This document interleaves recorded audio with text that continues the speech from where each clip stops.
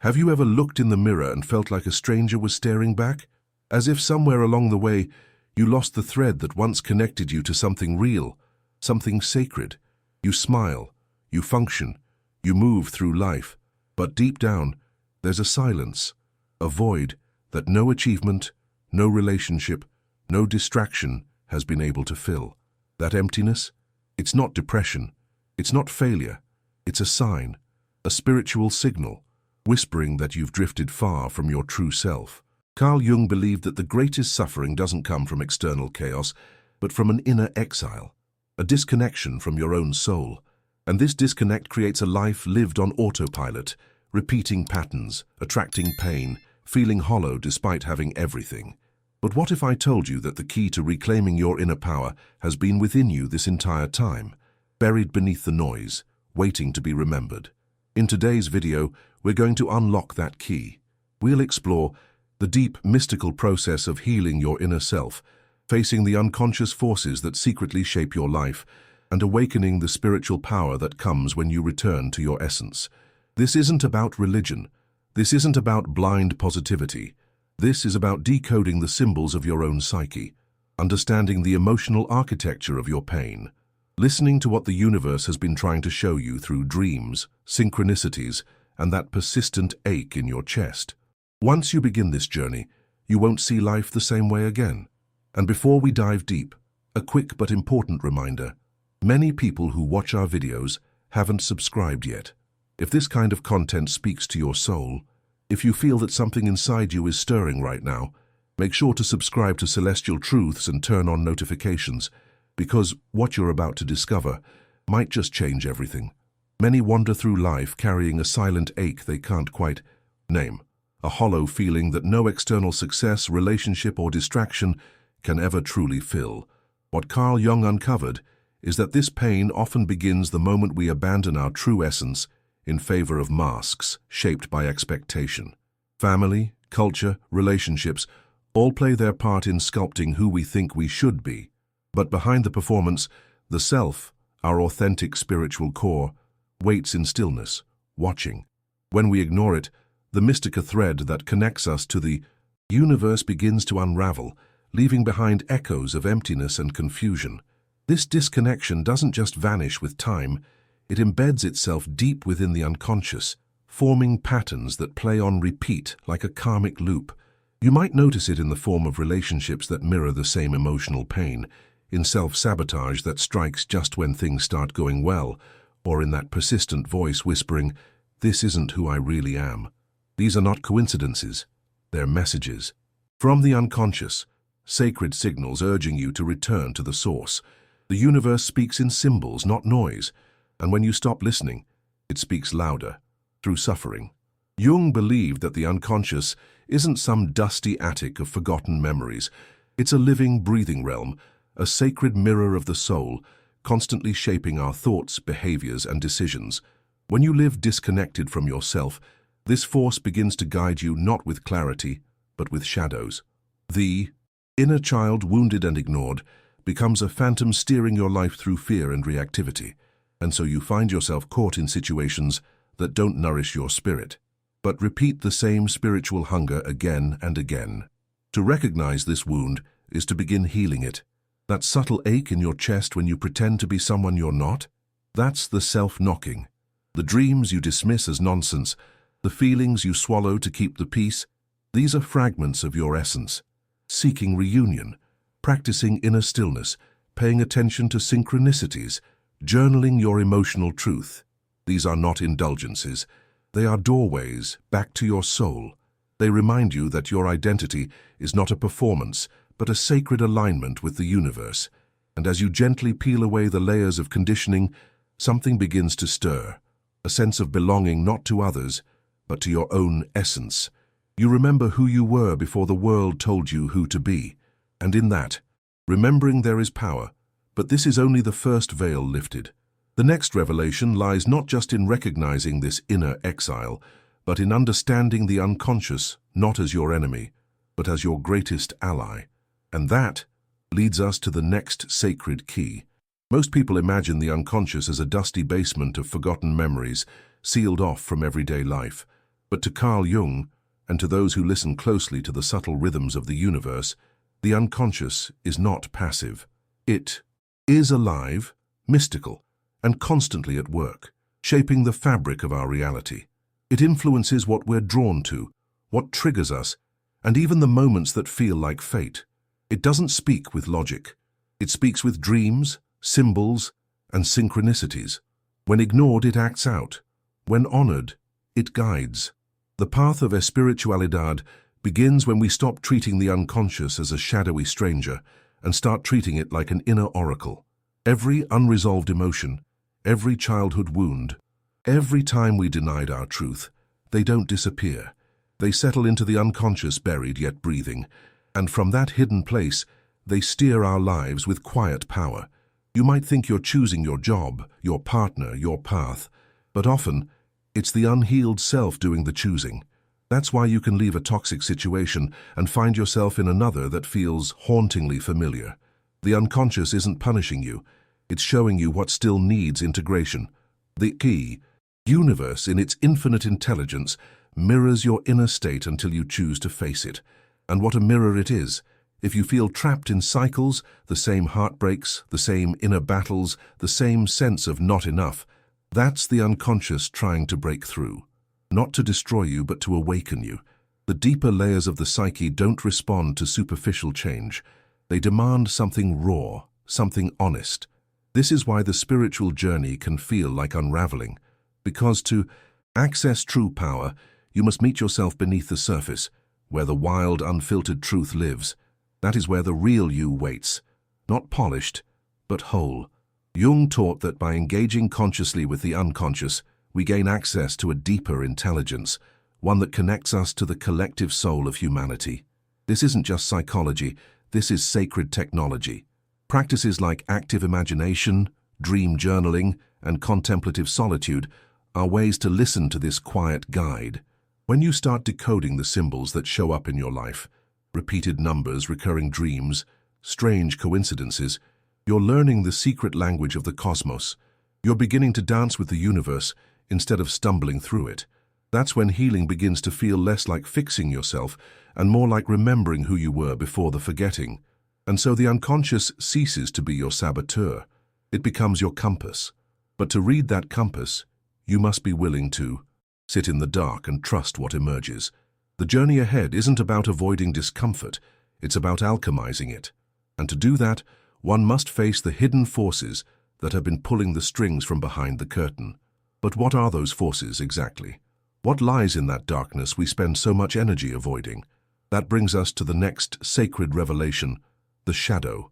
There's a part of you that you've been taught to hide, the anger you suppress, the envy you deny, the fears you bury, beneath politeness and performance.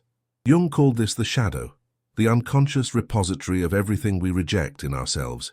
It's not evil, it's not broken, it's simply unacknowledged, but what we refuse to face within, we project without. And so the universe, in its mystical intelligence, keeps placing mirrors in our path, people who trigger us, situations that frustrate us, emotions that feel too big to handle. This is not punishment, it's revelation. The patterns that repeat in your life are not accidents. They are echoes of your unhealed inner world, whispering for integration. When we disown parts of ourselves, they don't disappear. They act out from the shadows.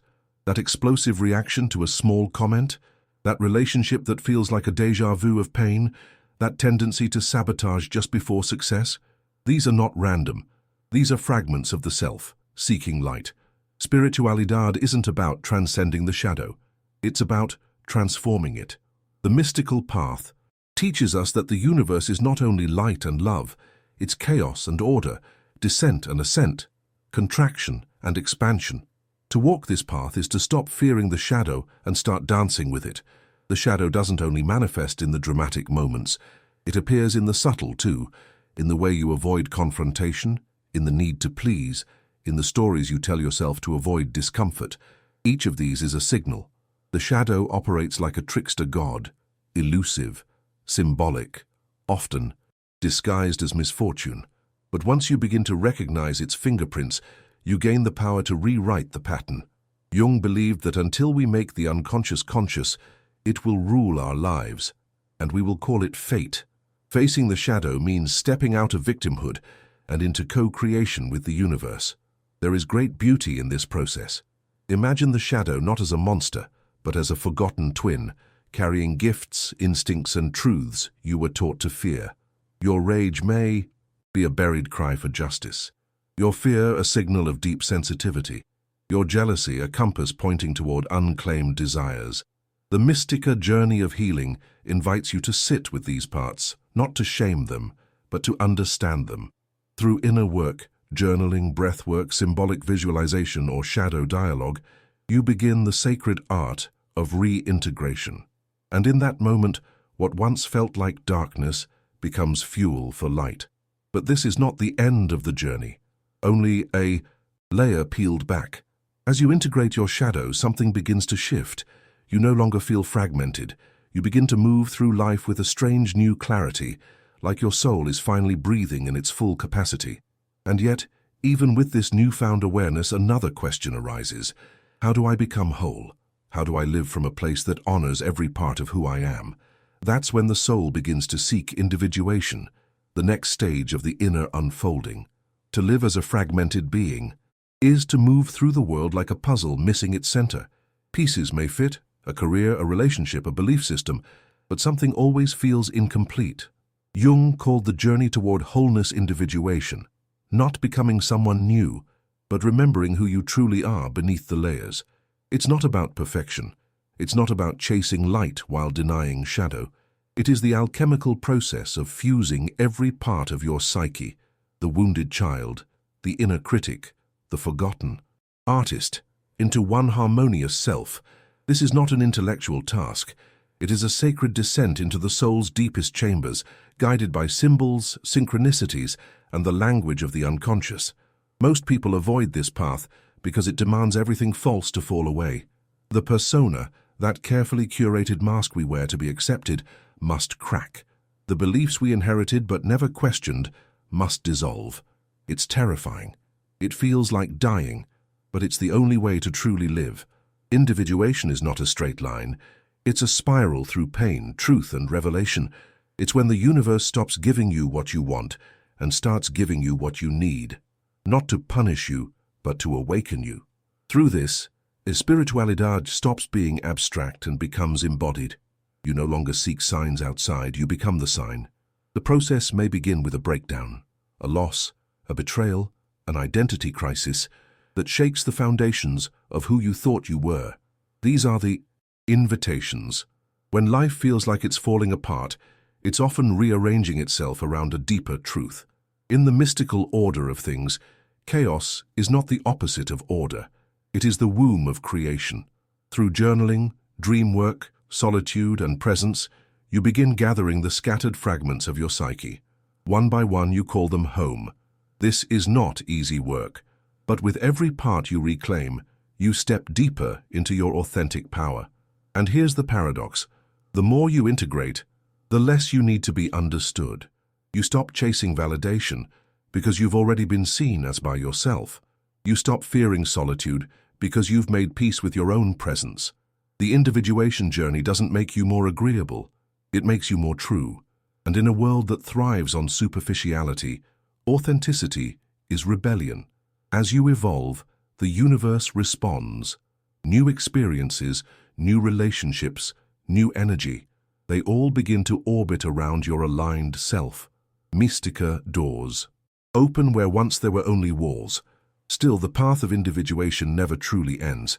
It deepens, it unfolds, and as you become more whole, you start to see the cost of every moment you said yes when your soul whispered no. You realize that healing isn't selfish, it's sacred, which leads us to a truth many avoid, that choosing yourself is not an act of ego, it's an act of emotional survival. And that, dear seeker, is where the next layer of the journey begins. There comes a point in every seeker's path when the universe whispers, or sometimes screams, that it's time to choose themselves. Not in defiance, not in pride, but in sacred necessity. The world may label it selfish, but in truth, prioritizing your energy, your peace, your inner alignment is survival of the soul. Jung understood this well. When we ignore our needs in favor of pleasing others, we betray our essence, and each betrayal, no matter how small, fractures the connection to the self. Spiritualidad begins where self-abandonment ends. You cannot pour light into the world if your vessel is cracked and leaking. Choosing yourself starts with silence, the kind of silence that feels almost uncomfortable at first, because for so long your identity was shaped by noise, the opinions of others, the roles you were expected to play. But when you step back, you begin to hear a different rhythm, the subtle pulse of your true essence. Saying no to what drains you becomes a sacred act. Setting boundaries transforms from a defense mechanism into a declaration of worth. You realize that the universe doesn't test you through conflict alone. It also tests your ability to honor your own truth. But the cost of this shift is real. People may pull away. Guilt may surface. Loneliness might creep in like a fog. This is the mystica rite of passage. You're not being punished. You're being purified. The void is not emptiness. It's space being made for something more aligned. When you stop accepting crumbs, you begin to attract abundance, not just in material form, but in energy, connection, and clarity. You begin to feel the universe responding, not to your words, but to your vibration. You stop chasing, and things begin to flow toward you, because now you're aligned. This alignment isn't always loud. It's not about affirmations or rituals. It's in the quiet moments where you feel peace in your own company. It's the calm that arises after finally walking away from something that was never meant for you. It's the freedom of saying, I don't owe my soul to anyone. Jung taught that to become whole, we must risk being misunderstood. And that risk, although terrifying, is the birthplace of authentic power. When you stop negotiating with your own truth to fit into places that drain you, you begin to reclaim something holy, your emotional sovereignty. And as that sovereignty solidifies, you realize that protecting your energy isn't about walls, it's about discernment. You're not isolating yourself. You're attuning yourself to the frequency of your own spirit. The universe begins to speak more clearly. Synchronicities multiply. Your dreams become vivid. Your instincts sharpen. You are no longer lost in the noise. And that inner clarity leads to a new discovery, that there are ways to access and express your emotions that don't just heal, but transform. And that, seeker, is where creativity steps in as a bridge between your inner world and the cosmos. Within every soul lies a language beyond words, a sacred channel where the unconscious can finally breathe. For Jung, this channel was creativity, not as performance, not as talent, but as expression, raw, unfiltered, symbolic. When emotions are repressed, they don't disappear. They sink into the unconscious and twist themselves into anxiety, numbness, or chaos. But when they are allowed to move, through color, sound, image, or metaphor, something shifts. The veil lifts. Spiritualidad begins to flow again. It's not about creating beauty, it's about revealing truth. Your truth, the kind the universe recognizes because it was born from silence, not approval. Emotional expression isn't reserved for artists. It belongs to anyone willing to touch their inner world with honesty. You might begin with a journal entry that turns into poetry without trying, or a painting that feels childish but carries the rage you never spoke. Jung used the technique of active imagination, a sacred dialogue, with inner figures, symbols, and images that arise spontaneously from the unconscious. Through these conversations, healing happens, clarity arrives. You start to see the patterns within the chaos, the mystica architecture behind your emotions. And in those moments you remember, the universe speaks in symbols, and so do you. Creativity allows the inner child to speak, the one who was told to stay quiet, to be good, to not feel too much, to not dream too wildly. But that child still lives. Inside, holding keys to parts of yourself you abandoned to survive. When you create without judgment, you invite that child back home. You give them space to play, to scream, to imagine, to grieve. And that process isn't just emotional, it's spiritual. It reconnects you with the universe's original language, vibration, rhythm, frequency. Creation is communion. It's how your soul prays without saying a word. The beauty of this process is its simplicity. You don't need to be skilled. You need to be sincere. 10 minutes of drawing, Free writing. Speaking out loud to an archetype in your dreams. These practices may feel strange at first, but they are ancient. Across time, mystics and shamans have used creative ritual to transmute pain into meaning. What modern society deems self-indulgent, the soul knows as survival. When you allow yourself to create, not to impress but to express, you shift. The unconscious relaxes, the spirit expands, and the universe, always listening, begins to respond. This is where healing becomes transformation, where suppressed emotion becomes wisdom, where chaos becomes clarity. Through creativity, you don't just understand your inner world, you reshape it. You become an active participant in your own evolution, and as your inner landscape begins to bloom, a deep truth emerges, that self-compassion and forgiveness are not destinations, but natural consequences of having finally heard yourself. And that sacred truth leads us into the next. Revelation, the liberating alchemy of acceptance and inner reconciliation. True liberation doesn't arrive with applause or enlightenment. It arrives in silence, in the sacred stillness after you finally stop running from yourself. For Jung, healing wasn't found in perfection, but in integration. And at the heart of integration lies a quiet, mystical act, forgiveness. Not of others, though that too may come, but of the self, the version of you who chose survival over authenticity, the one who stayed too long, who lashed out in pain, who abandoned their truth to be loved. Spiritualidad teaches us that these versions were not mistakes. They were necessary. They were you, doing your best with the light you had at the time. Self-acceptance is not passive. It's not resignation. It's the radical decision to stop waging war against your own soul. The inner critic may scream, but beneath it lives a deeper voice, a voice that whispers, "You are still worthy." And when you begin to believe, that voice, the unconscious, starts to soften. Shame unravels. Judgment fades. You stop trying to edit your past and start mining it for wisdom. In that shift, something ancient awakens within you. You no longer seek validation through suffering. You become the source of your own grace. That's the mystical paradox. When you embrace your flaws, you dissolve your chains. This doesn't mean bypassing your pain. Quite the opposite. Forgiveness often requires you to revisit the very moments that hurt. The most, not to dwell, but to witness. To see the child behind the behavior, the longing behind the mistake, the humanity behind the mask.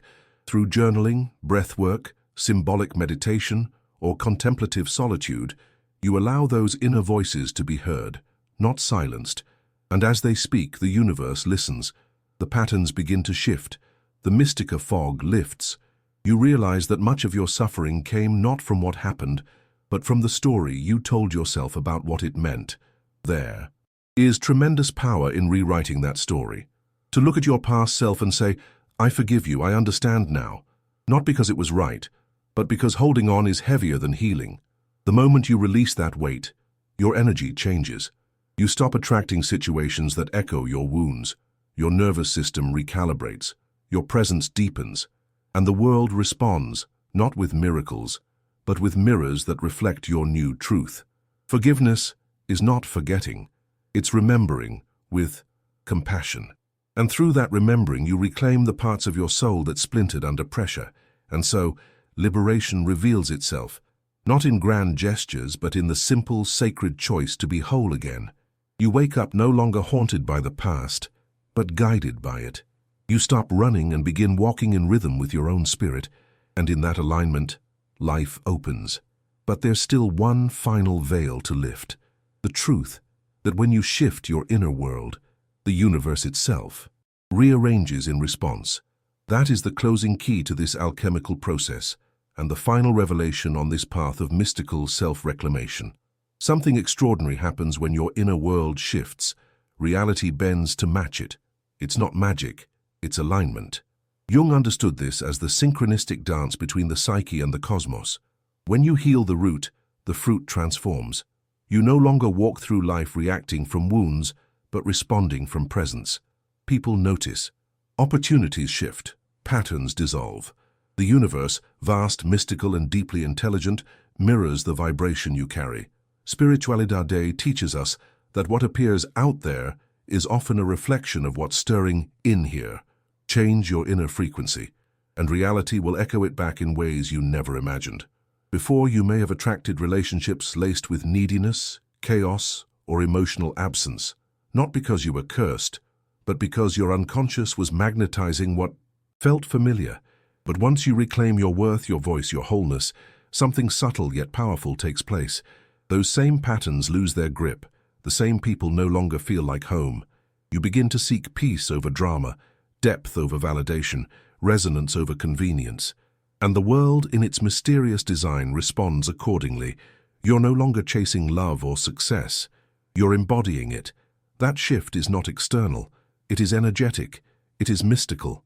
Suddenly, you find beauty in places you used to overlook.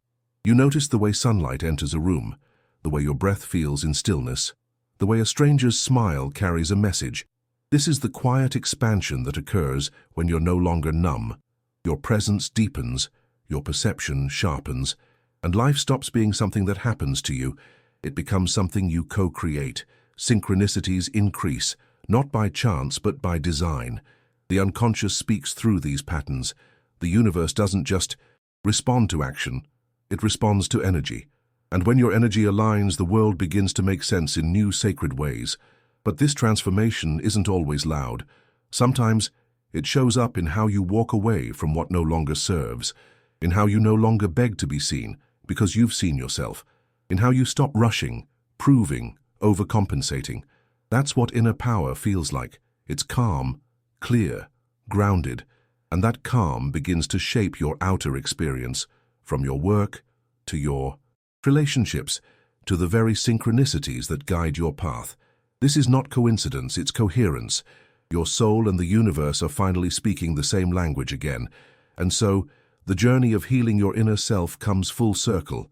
You began in disconnection, walked through shadow, reclaimed your voice, and now you stand in a new world, not because the world changed, but because you did.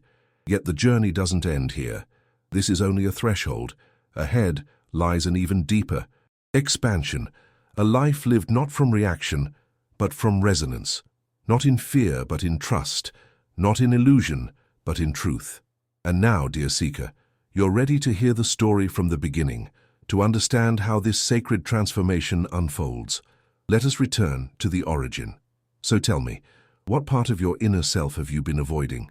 And what would happen if, starting today, you chose to face it, not with fear, but with presence?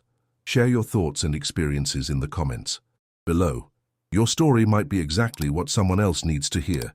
And if this journey spoke to your soul, make sure to subscribe to Celestial Truths and turn on notifications. That's how you stay connected and never miss the next chapter of your awakening. In fact, the next video appearing on your screen will guide you even deeper into the mysteries of your own unconscious. Click it now and keep expanding. With love and light, Celestial Truths.